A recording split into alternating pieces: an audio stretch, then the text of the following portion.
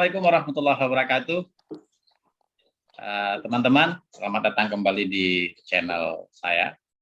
Pagi ini saya berbincang dengan seorang sahabat yang sudah lama sekali tidak bertemu. Beliau seorang anak desa dari Garut, yang rumahnya cukup di dalam. Saya pernah mengunjungi rumahnya. Kemudian dia berpetualang berkeliling dunia sampai kemudian mendapat beasiswa yang cukup prestisius di Ohio University di Amerika Serikat. Assalamualaikum Bro Denny. Waalaikumsalam warahmatullahi wabarakatuh. Gimana Bro? Kabarnya sehat? Alhamdulillah baik. Sehat. Gini Bro, kita mau sharing lah. Ente ini kan dulu sama-sama dengan saya di Ciputat, di UIN ya. Kemudian kita sama-sama di pimpinan Pusat Ikatan Pelajar Muhammadiyah. Bro sebagai ketua umum dan saya bantu-bantu lah jadi salah satu ketuanya. Nah, sebelum nanti kita ngomongin soal ke Amerika, sampai ke Barcelona, sampai ke Australia, kemana-mana, kita ngomong dulu masa kecil ya. Dulu ente kan di Darul Arkom Garut ya. Ya. Arkom Garut itu salah satu pesantren Muhammadiyah yang cukup unggul dan melahirkan banyak tokoh ya. Salah satunya misalkan yang kita kenal Ustadz Ali Hidayat. Itu junior ya. Junior 1 tahun di bawah. 1 tahun di bawah Bro Denny dan banyak yang lain. Kalau tokoh-tokoh politik ya ada misalkan Kang Raja Juli Antoni dan lain-lain. Ada Kang Hilman ya, yang sekarang jadi Dirjen Haji dan Umroh dan lain-lain. Jadi banyak sekali melahirkan tokoh-tokoh di DA. Bagaimana dulu kehidupan di Darul Arkom? Kan dulu ente ketua IRM juga ya sana ya?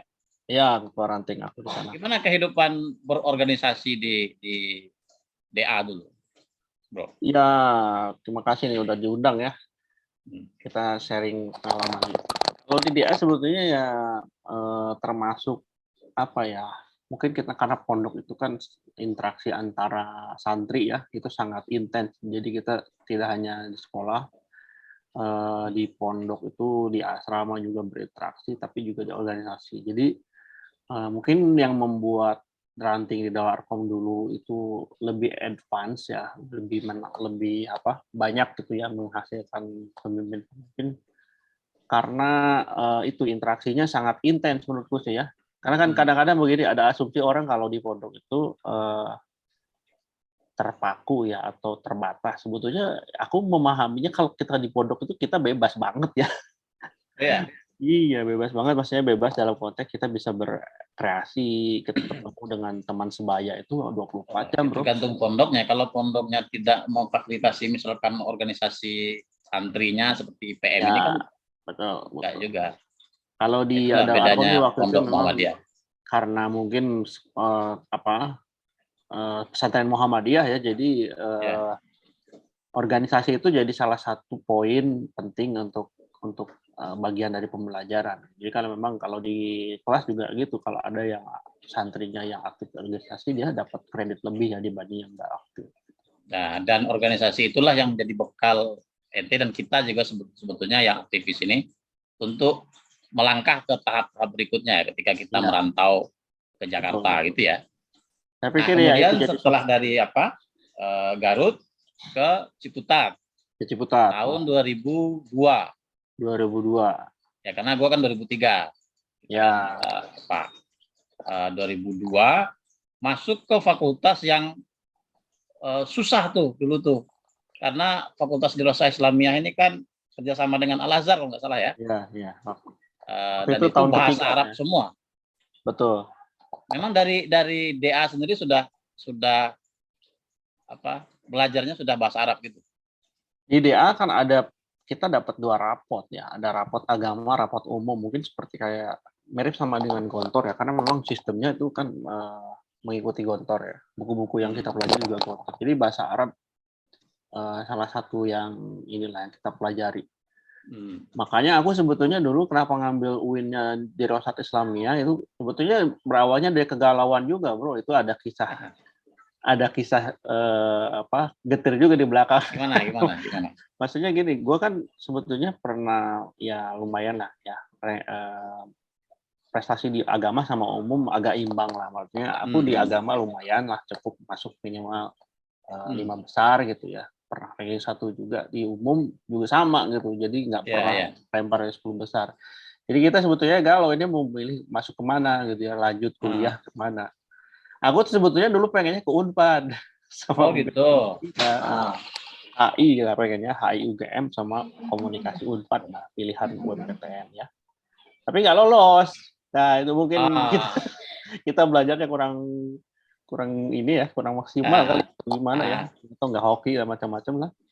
Akhirnya kan karena kita punya latar belakang tadi ya di pondok, belajar umum, belajar agama, ya aku pilihannya memang dulu ekstrim. Kalau misalkan nggak lolos UMPTN, nggak lolos ke UGM sama Unpad itu, ya ambil UIN. UIN-nya UIN Jakarta lah, biar lebih bisa maju gitu. Dan ngambil jurusannya yang paling berat lah sekalian, itu yang paling bagus istilahnya. Iya. Ambil di Dirasat Islamiyah gitu. Dirasat Islamiyah, alhamdulillah lolos lah gitu. Dulu 2002 udah UIN atau belum ya? Atau baru UIN? Baru UIN ya, baru berubah ya. 2000 kan dia berubah. Iya, karena 2003 gue masuk itu masih pembangunan besar-besaran soalnya. Ya, betul.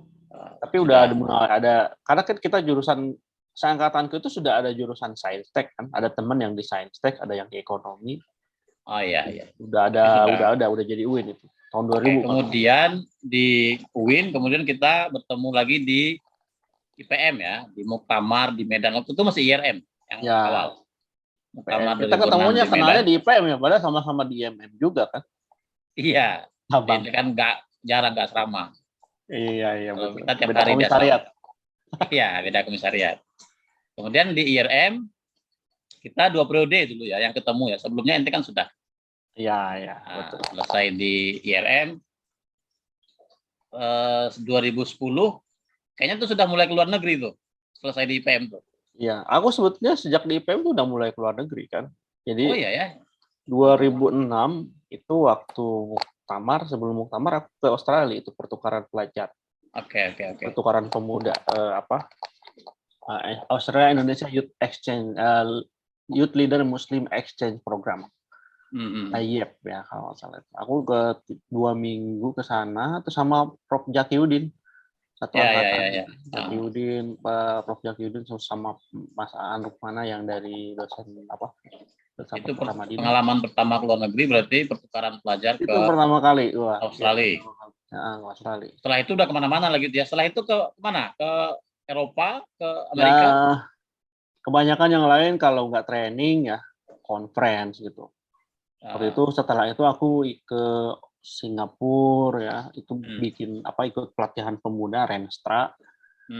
Itu juga 2 minggu, terus ke Thailand ada penelitian sama training 2 kali, terus ke Barcelona ya, ke ini.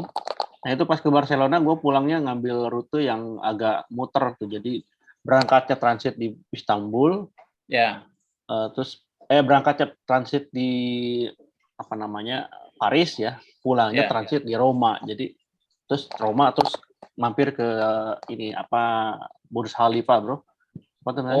Abu Dhabi. Ke Dubai ya. Iya.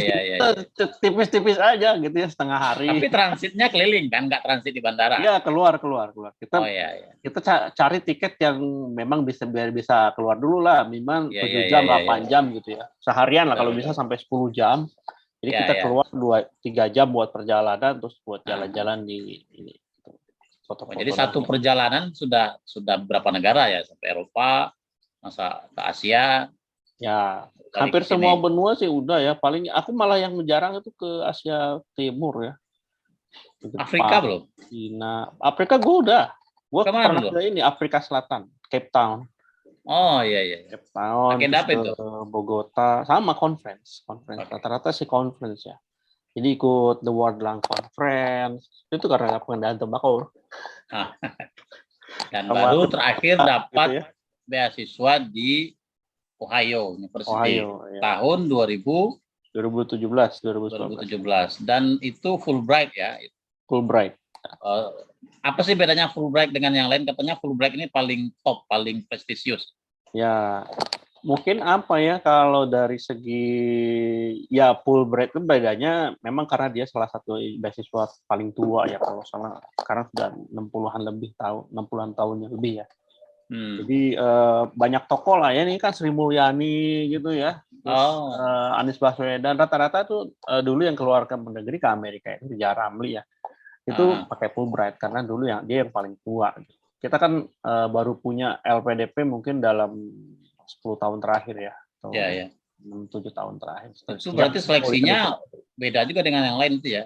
Ya, Tingkat menurutku sih kesulitannya. kalau soal itu panjang nih, Masnya. Gini, setiap beasiswa ini kan kalau kita lihat dari wacana international development, dia kan sebetulnya development aid ya.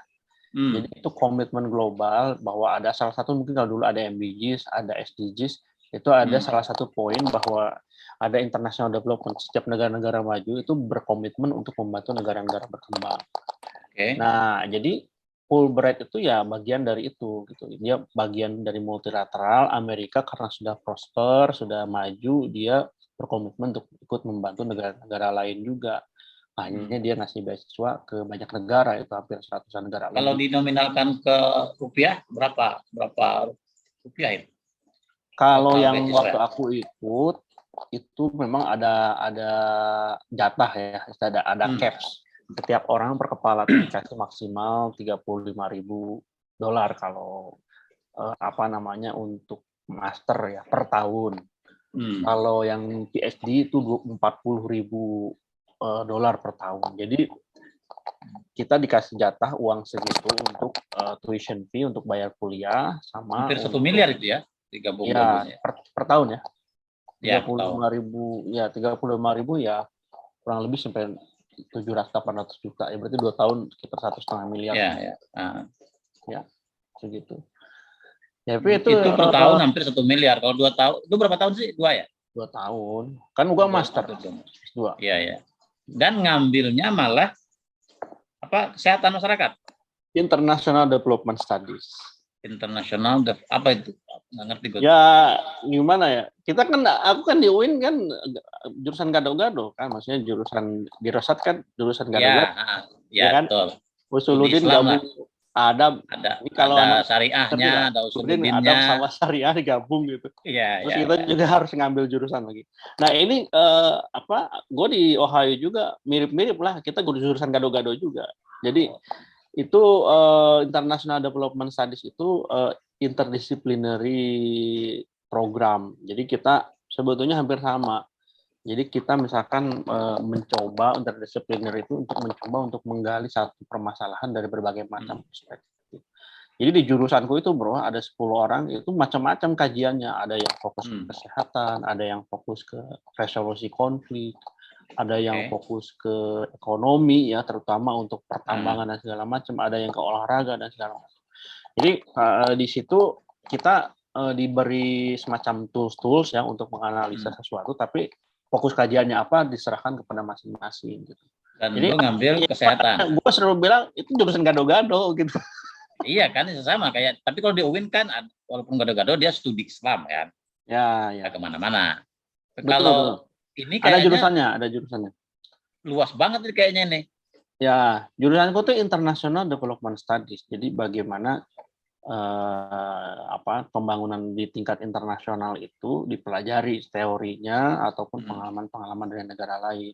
Nah, kita kan meneliti pasti harus ada pembatasan kan kasusnya. Jadi aku fokus ke policy analysis, terutama untuk health policy. Kesehatan ya. Ya, memang di fakultas itu ada banyak sih. Ada yang lain tuh ini memang yang teoritis ya. Jurusanku tuh jurusan International Development. Yang lain tuh ada jurusan kawasan biasanya, misalkan African Studies gitu ya. Dulu ada Indonesian Studies, tapi Indonesian Studies sekarang dilebur menjadi Southeast Asian Studies. Southeast Asian Studies dilebur lagi menjadi Asian Studies gitu ya. Iya, American Studies itu soal panding bro. Lu kemudian ambil fokusnya ke studinya? Kesehatan kan? Iya, policy analisis kesehatan. Apa itu yang dikaji? Ya awalnya kan karena kan kita kesesuaikan dengan proposal awal. Gue kan waktu itu kan aktif di pengendalian tembakau ya sampai sekarang.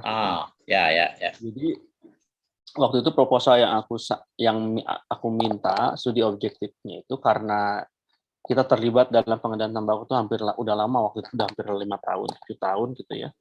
Terus aku bilang di situ di latar belakang studiku tuh bahwa kita selalu ingin mendorong perubahan kebijakan, selalu mentok di masalah ekonomi, kesehatan, tapi fokusnya ekonomi gitu. Jadi waktu itu aku pengen belajar cost benefit analysis, bagaimana kita mengkaji opsi-opsi dari sebuah perubahan kebijakan itu dari sudut pandang ekonomi. Jadi makanya sebetulnya workload-nya itu banyak aku belajar jurusan di Dirasat Islamiyah ya. S2 itu banyak kan belajar ekonomi, Bro. Tapi ekonomi development ekonomi gitu ya, ekonomi pembangunan gitu seperti itu. Jadi isi kepala sekarang udah campur-campur lah ya. Jadi campur-campur. Taufiki, Lausuludin, sekarang analis, ekonomi. Ya. Kita nyebrang sebetulnya benar-benar. Bukan nyebrang lagi, kita loncat ini dari. Iya, udah beda benua, udah beda dunia itu. Iya, betul. Sekarang ada rencana S3 lagi, luar negeri? Ada rencana. Ini kita lagi apply. Kemana? Apply ya sekarang karena kan aku udah ngajar sekarang ya di UHAMKA, di Fakultas Kesehatan Masyarakat. Berarti ya, fakultasnya sekarang kesehatan. Fakultas Kesehatan. Ya karena memang setelah dari IPM itu kan banyakannya advokasi kesehatan lah, dari mulai kesehatan anak. Sekarang juga di PP Muhammadiyah di apa ya? Di Majelis Pembina Kesehatan Umum. PKU ya. PKU. Nah, kita kajiannya sekarang ya soal ekonomi kesehatan, kebijakan kesehatan gitu. Ya lagi daftar-daftar lah. Mudah-mudahan ada yang lolos. Oh ya, kita doakan bisa segera doktor ya. Ya. Oke, sekarang sudah kembali ke Indonesia, sudah mengajar sebagai dosen di Fakultas Kesehatan UHAMKA. Ya. Universitas Profesor Dr. Hamka, dan ada rencana akan keluar. Nah, sekarang gue mau tanya nih ya, sejak dari awal dari Garut, kemudian aktif di organisasi IPM, IRM, IPM, gue mau tanya, kalau seandainya lu dulu nggak aktif di organisasi gitu ya, jadi di DA katakanlah berprestasi, paling juara gitu, kemudian ke kampus berprestasi tapi nggak pernah sama sekali aktif di organisasi.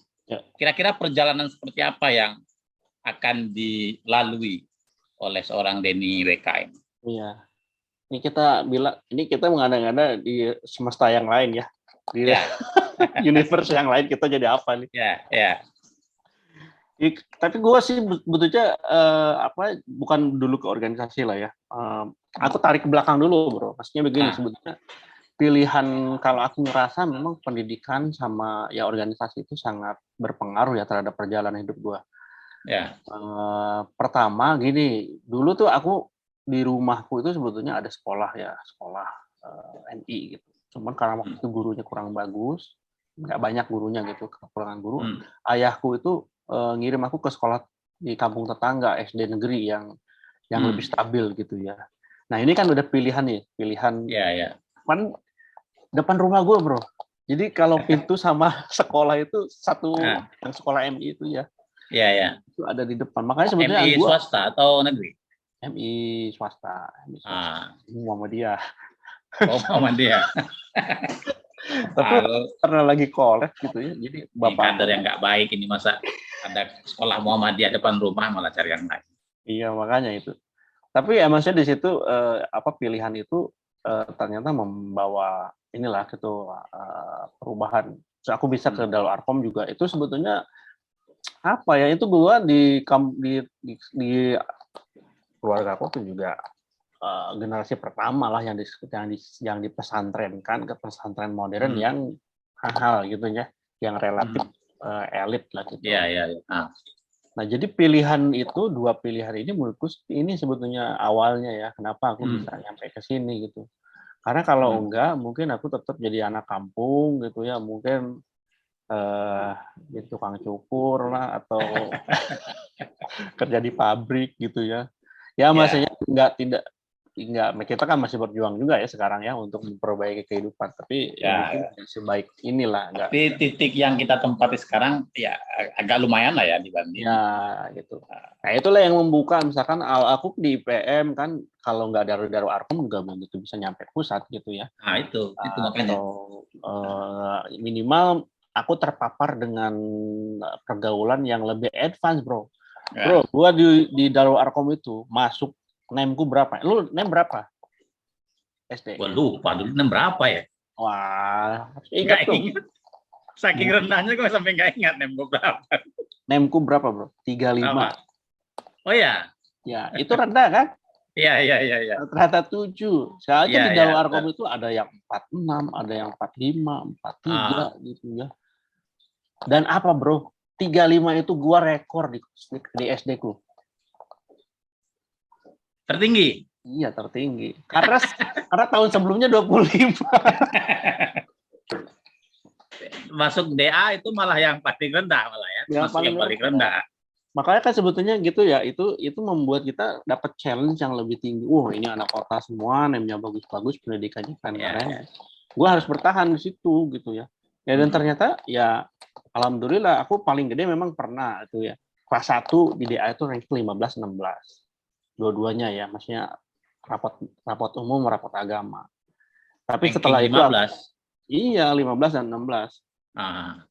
Dari 64. Yang papan atas juga lah ya.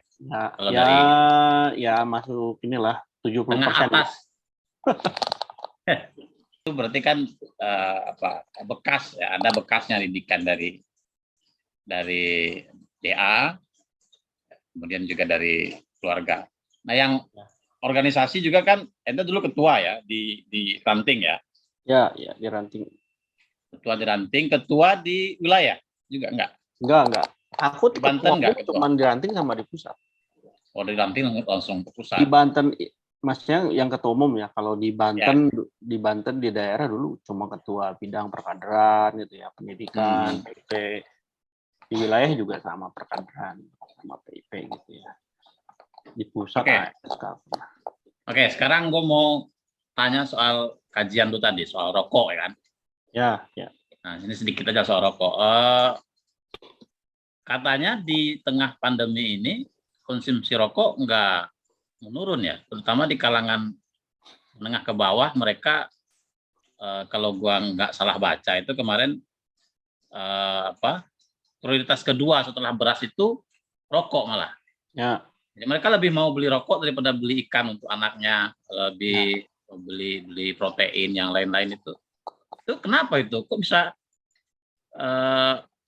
walaupun cukai sudah dinaikkan, tetap saja mereka malah mengurangi porsi untuk beli ikan, beli daging daripada porsi untuk rokok, terutama di orang-orang miskin gitu ya. Itu kenapa?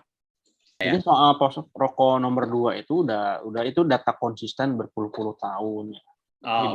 Data BPS dari sejak tahun 2000 itu kayak gitu. Memang pengeluaran terbesar setelah beras itu ya rokok ya, 12% sampai 11%. Nah ini justru yang terbaru itu dia jadi nomor 1 kalau nggak salah ya, 2020 ya, paling tinggi gitu ya. Mungkin saingannya ya pulsa sekarang ya. Nah, jadi beras nomor 3, rokok, pulsa, beras. Ya bisa jadi itu. Jadi pendidikan yang lain-lain tuh nomor. Ya. Kalau pertanyaannya kenapa ya? Yang pertama ya adiksi karena orang itu menjadi merasa rokok itu jadi kebutuhan gitu. Makanya sebetulnya BPS juga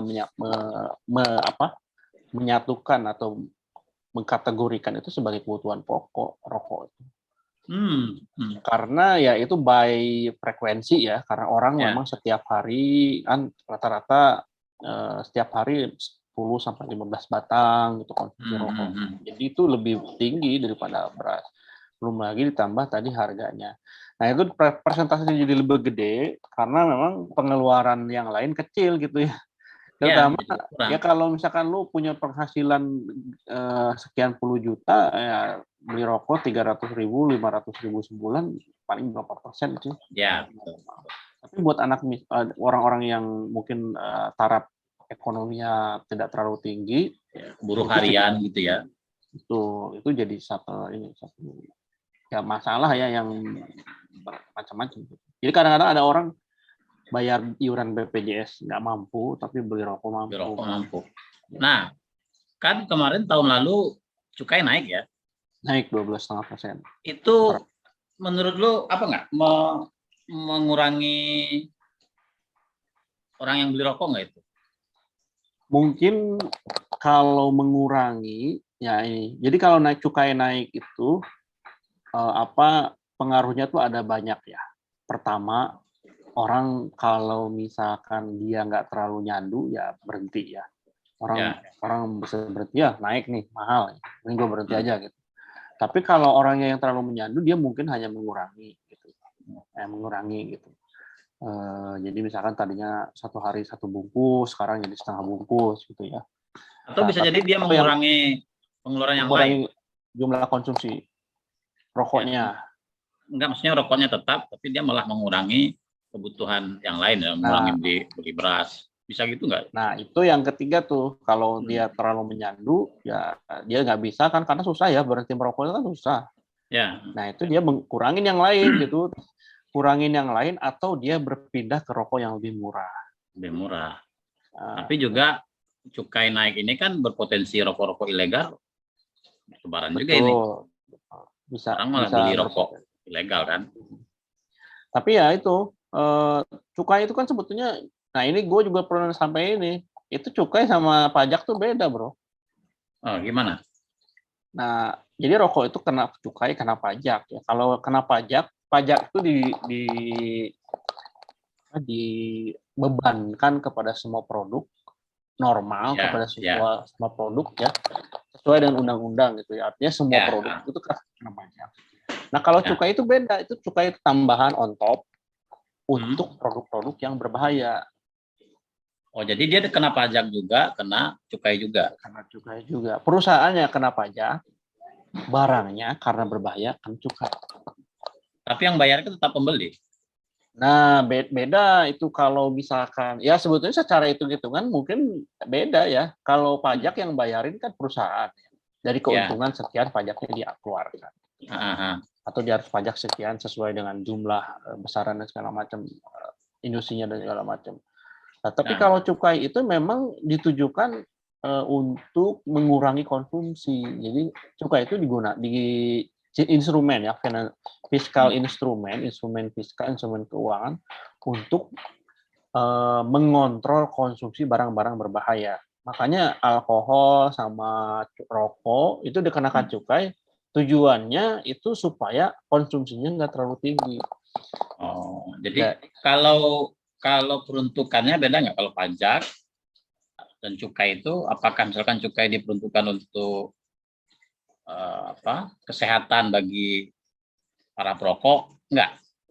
Enggak juga, itu tergantung aturannya. Tapi memang secara regulasi, kalau pajak itu istilahnya gini bro, kalau lu bayar pajak ya masuk ke kas umum lah gitu ya. Ya. Pemerintah bisa digunakan untuk apapun sesuai dengan program. Kalau yang cukai gimana?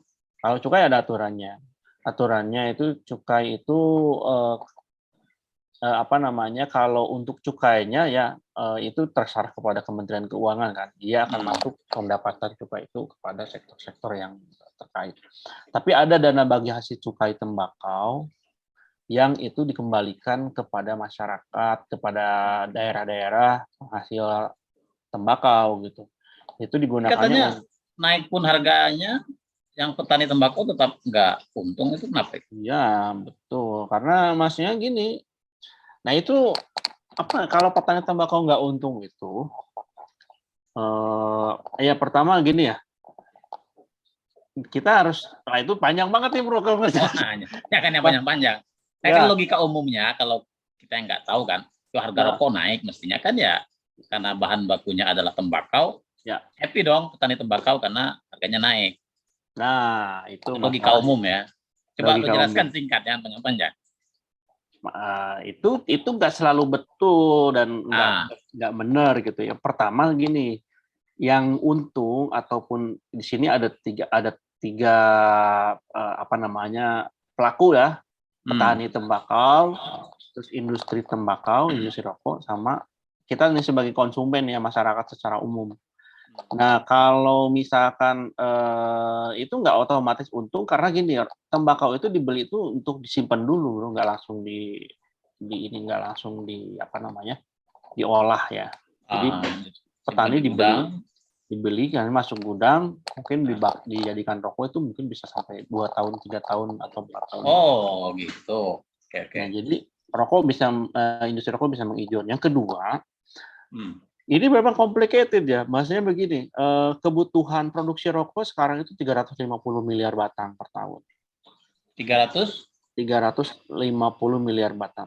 Mungkin itu data yang lama ya. 365 miliar, 380 miliar batang per tahun. 360 berarti semiliar per hari dong. Nah, iya. Nah, gila itu. Banyak, gede banget. Nah, itu dari mana tembakaunya? Tembakaunya itu 60% impor. Oh, impor juga. Ya, impor dari luar. Justru kenapa? Jadi tembakau lokal itu hanya dijadikan sebagai tembakau lauknya atau tembakau untuk penyedapnya gitu. Ya. Kenapa? Karena harga impor lebih murah daripada harga tembakau lokal. Oh. Dulu gue pernah ya dapat data itu dari kalau lu impor tembakau dari Cina itu satu kilonya mungkin 10 sampai 15 ribu. Paling murah lah gitu ya. Tapi kalau lo beli ke petani, harganya paling murah 40 sampai 50 ribu, 30 sampai 40 ribu. Oh iya. Jadi bagi para pengusaha rokok, lebih baik gua ngimpor daripada benar. pakai tembakau lokal karena harganya lebih murah. Terus tetap dipakai, tetap dimakan juga istilahnya ya sama konsumen. Betul. Mau gitu. Gue jadi penasaran. Jadi kalau gitu petani nggak untung, tapi kenapa tetap mau menanam tembakau? Nah, ini lu harus ngambil sekolah ekonomi ini kalau kayak gitu. Ya kan nggak untung nih, dapat 20 tahun lah kan? Ya. Apa kayak beras, padi atau apa yang lebih real? Atau tembakau ini, pertanyaan gue, tembakau bisa nggak digunakan selain untuk rokok? Bisa. Tapi gue jawab dulu yang tadi tuh ya, kenapa kenapa rugi? Pertama komoditasnya. Tembakau itu memang ada beberapa beberapa daerah yang panas gitu ya. Dia memang ada beberapa yang hanya bisa nanam tembakau atau tembakau paling bagus kalau cara pisang. Temanggung itu ya? Temanggung kayak Madura gitu ya. Petani itu merasa ini kayaknya tetap untung lah gitu, tetap bisa untung. Terus yang kedua itu komoditasnya ini kaitannya dengan ini bro, sistem pasar, jenis pasar. Lu kan pernah dengar ya oligopsoni, monopsoni, pasar sempurna dan lain-lain. Sebenarnya nggak ada sih. Nah ini tembakau itu memang dia itu harganya relatif memang lebih tinggi daripada komoditas yang lain. Misalkan kayak gue nih, bapak gue kan petani ya. Jual pokcoy atau jual cabe gitu ya. Itu harganya bisa cuma 2.000 sampai tomat nih. Tomat itu sampai 200 perak bro per kilo ya. Tembakau kan nggak mungkin sampai segitu, mungkin tadi 10.000 lah ya, masih tinggi gitu. Jadi relatif memang harganya tuh lebih tinggi daripada yang lain ya. Cuman masalahnya dia ini adalah pasar oligopsoni atau monopsoni. Artinya apa? Kalau lu jualan tomat, terus tomat itu lu bisa jual ke bandar manapun, banyak ya bandarnya. Atau lu bisa jual ke tukang sayur ya kan? Atau langsung ke pasar bisa juga. Langsung ke pasar bisa. Atau lu makan sendiri kan? Bisa. Tembakau nggak kayak gitu. Betul. Yang nerima tembakau itu hanya industri rokok ya sekarang. Itu memang sayangnya memang baru rokok nih yang jadi industri dari produk tembakau itu. Baru rokok.